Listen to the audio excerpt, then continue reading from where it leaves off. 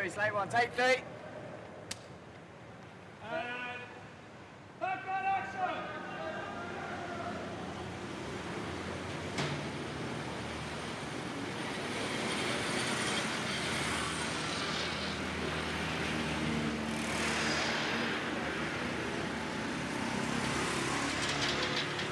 Alfonso Cuaron's 2006 film Children of Men is a masterpiece in technical filmmaking and world-building, with some of the most intricate and visually astounding set pieces devised by modern practical filmmaking. All this effort being put into the film to make it appear as realistic as possible helps to put the viewer in the same situation as our protagonist, Theo. We're with him at the beginning when the cafe is bombed. We're in the car as they're attacked. We're escaping with him from the farm. And we're in the hospital with him when he's looking for Key at the end. All of this is in service of Children of Men's themes, of which there are many, focusing on politics, morality, the human condition, etc. But in this video, I shall focus on how the technical filmmaking enhances themes of struggle and perseverance by making the film as realistic as possible to ensure that the viewer believes that what is happening could plausibly happen. The film opens with a short sequence in which a cafe in London, England is bombed. Theo, our reluctant hero, was nearly a victim of the bombing and witnesses the aftermath and has a ringing in his ear which carries over to the next scene at his office after a title card is shown.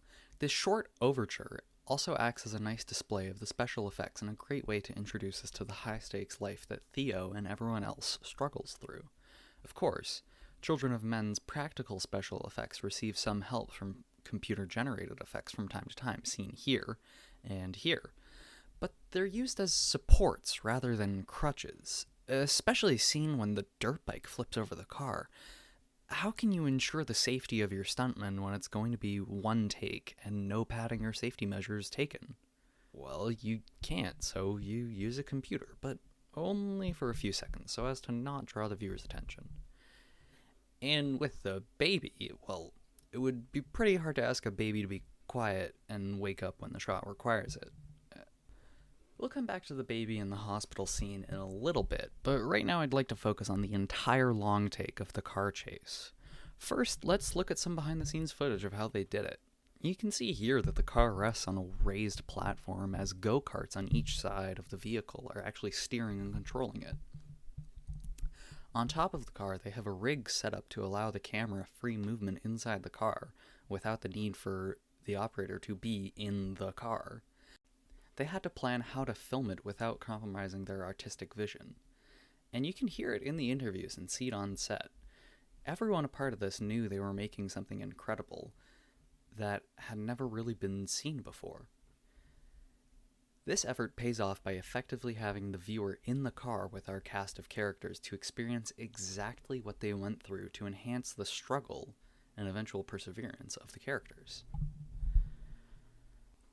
Also here, they have a sneaky little edit that helps the actors get in place again and set up for the rest of the getaway as the cops come chasing after them.